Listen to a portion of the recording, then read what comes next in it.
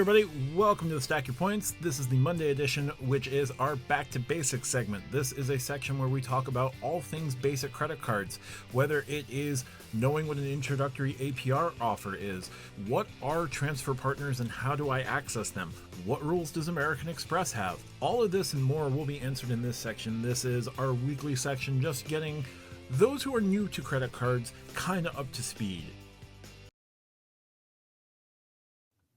Welcome to another episode of Stack Your Points. As always, I'm Matt Clausen from the Matt Clausen YouTube channel, joined this week by Tariq from Reek's Rewards. Tariq, how are you today? I am good.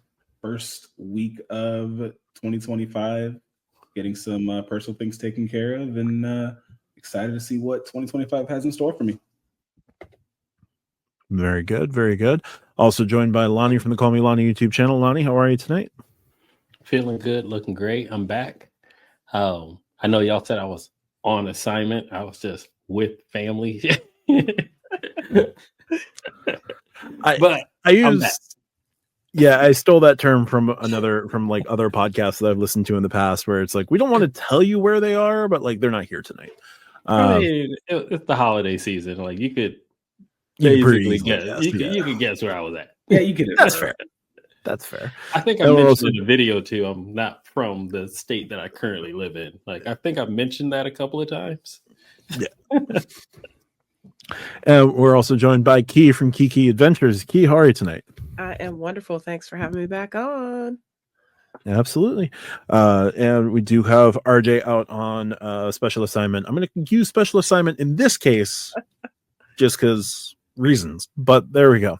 So we're going to lead in with our Back to Basics segment of the week, and Back to Basics, as always, is our 30,000 foot view for different aspects of the points and miles world, kind of a 101, if you will. We've covered hotel statuses, we've covered airline statuses, but today we're going to cover when people say duos and trifectas, what are they? What do they do? And some of our favorites from around the horn. So a duo or two card setup or a trifecta is a setup of 2 or 3 cards, duo or trifecta, obviously, that are typically within one ecosystem, but do not have to be in one ecosystem.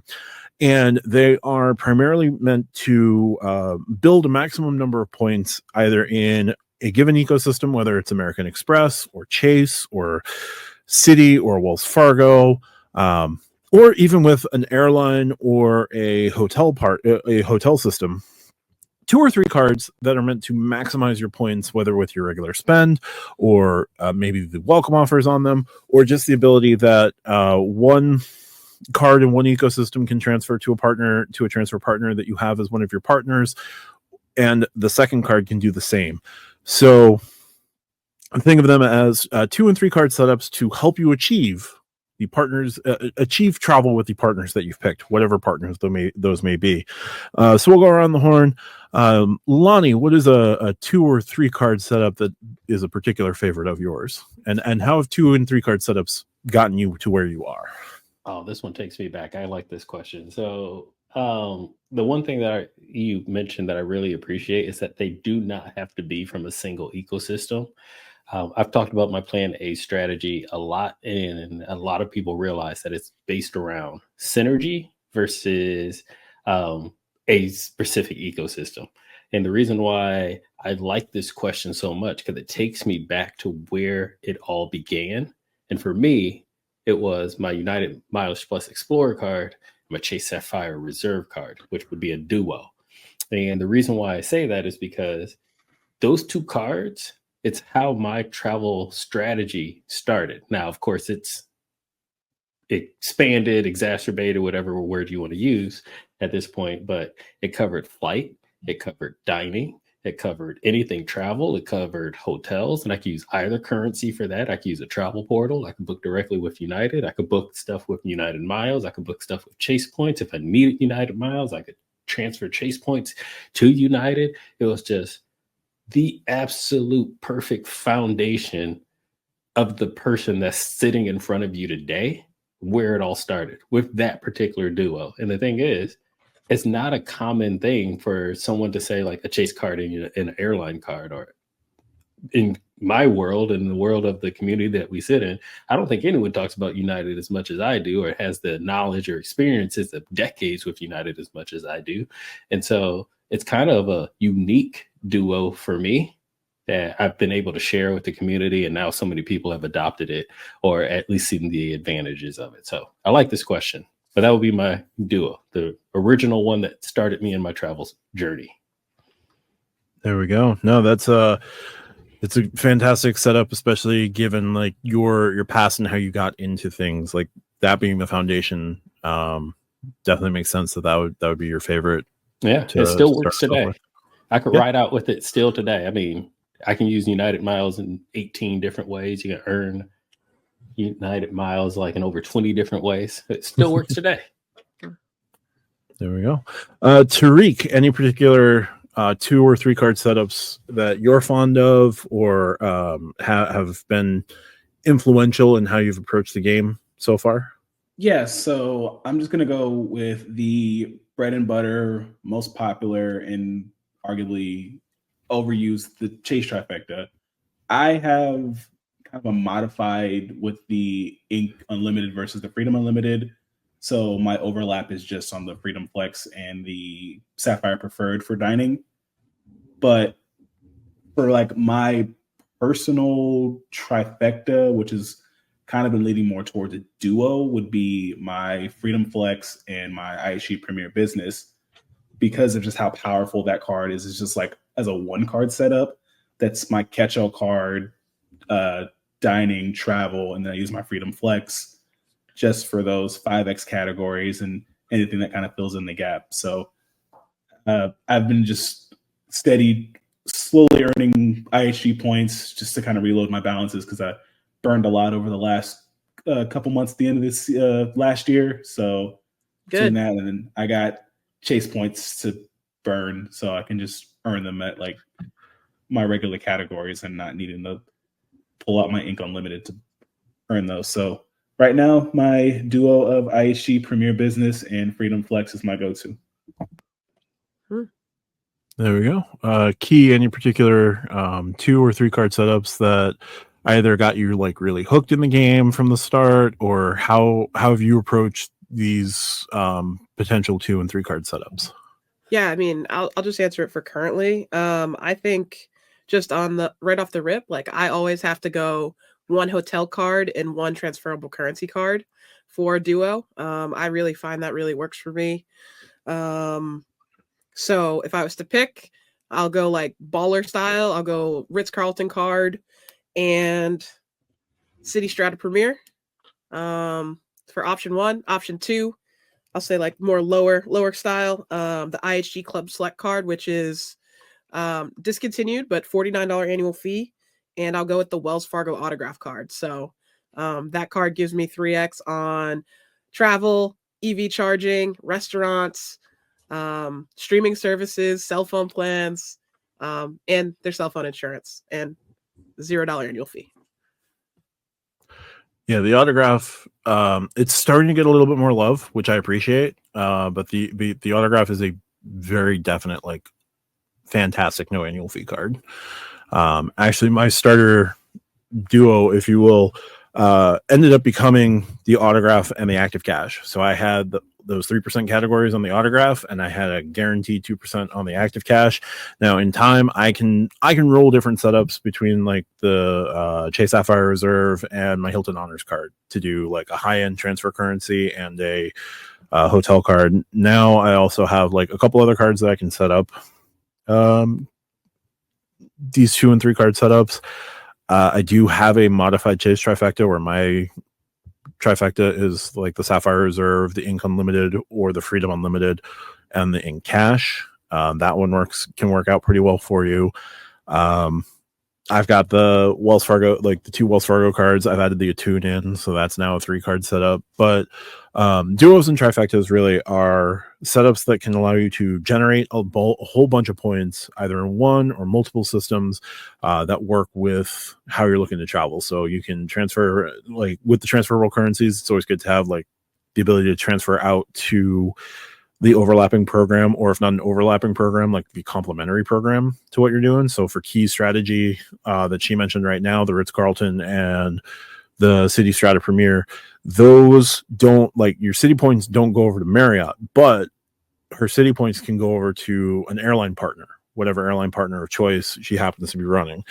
With City setup, I know City has like JetBlue and Aeromexico and some other, a couple others, Air Canada. I'm blanking on the rest of theirs. Hang on, let's go to the City's website. Cathay and some others.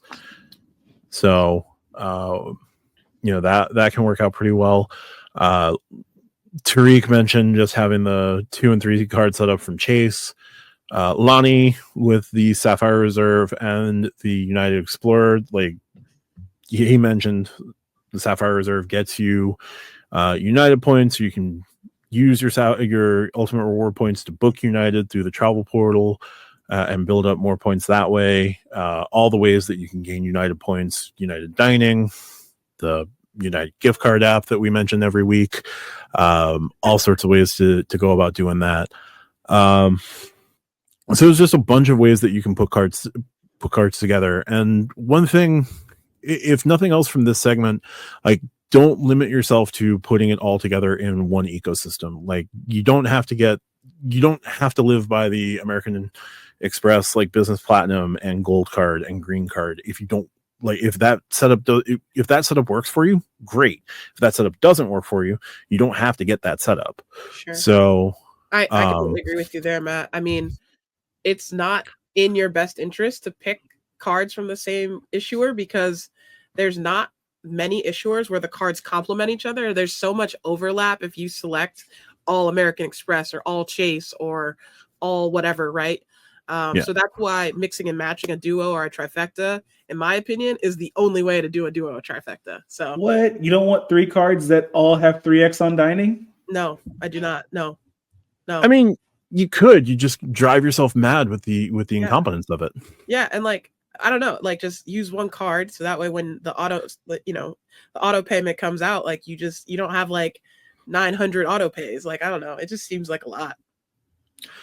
The other potential problem, and not to say that this is a big problem or something that has like affected me or any of my co-hosts this evening, if you run astray of an issuer and you have all of your cards with one issuer, if you get shut down with one card and they shut down all of your other cards, you are well and true out of luck.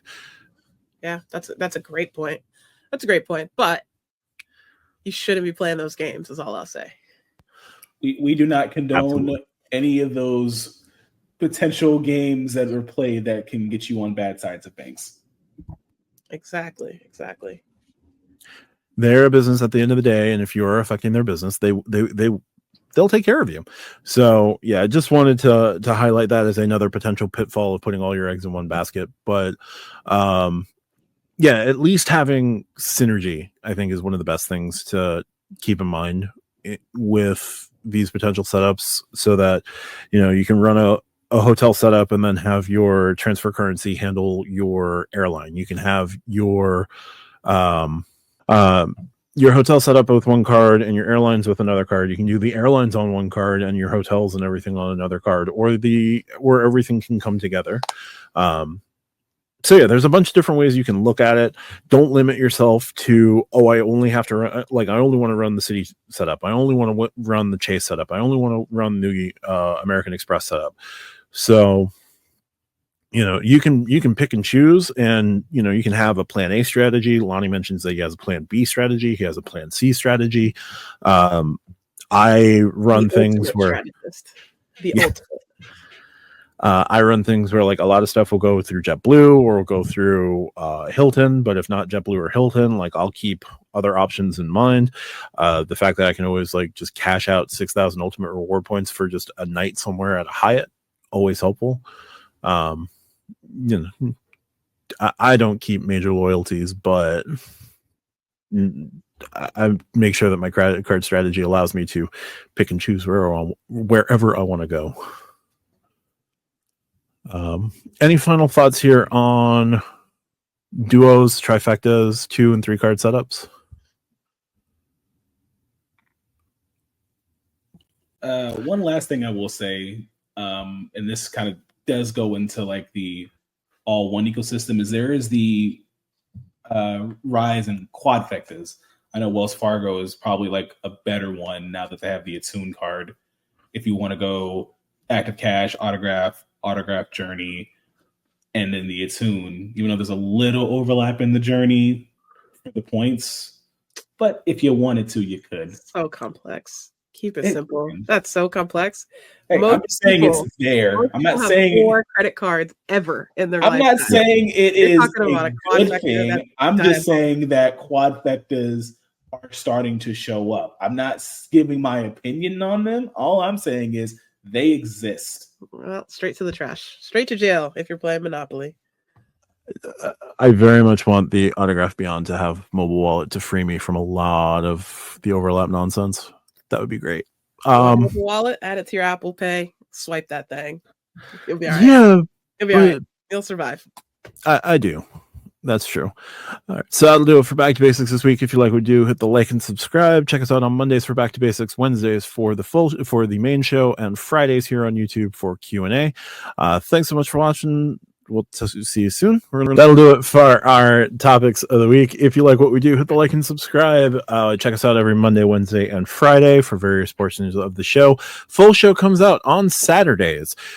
Please, if you want to check us out in all audio format, check out the podcatcher of your choice. Give us a like and subscribe here on YouTube if you so choose. We are pushing to 300 subscribers here. I know Lonnie recently crossed 3,000 subscribers on YouTube. I've recently crossed 1,500 subscribers. Key is almost at 1,500 subscribers. Tariq, we're still waiting on your push to 100. And that's all I had there. So Lonnie, if we wanted to find you on the internet, where's the best place to find you? You can find me right here on YouTube. Just type in Call Me Lonnie, all one word, and Lonnie is spelled L-A-N-I. It's the best way to reach me. And if you want, you can also reach me on the Discord, also under the exact same name, Call Me Lonnie. Thanks very much, Lonnie. Key, best place to find you? All things Kiki Adventures, Key Adventures, mostly on YouTube, but also Instagram if that's your jam. And I look forward to listening to this, seeing what the comments are. If you're interested, I do have a live stream coming up on February 2nd. So hopefully see you then. Definitely check that out. I haven't had the opportunity to check out yesterday's live, but I'm going to try and catch that on replay very soon. It was a fun one. Kiki Adventure. Oh, good to know. Be on the lookout. I'll try to fit that in as soon as I can. I do have a little bit of free time coming up. Tariq, best place to find you around the confines of the internet. So definitely in the Stack Your Points Discord, and you will see me on Reeks Rewards. I just checked my subscriber count. I have a good amount of people waiting for that video, so appreciate y'all. And yeah, you'll get a drop here soon. Sure. Record it, edit it, post it, get it out there. Get those first couple out there, get those jitters out, and keep on rolling. All right, that'll do it for this week's episode. As always, click like and subscribe. Thank you so much for your time. We'll see you next week for another episode of Stack Your Points. Thanks so much.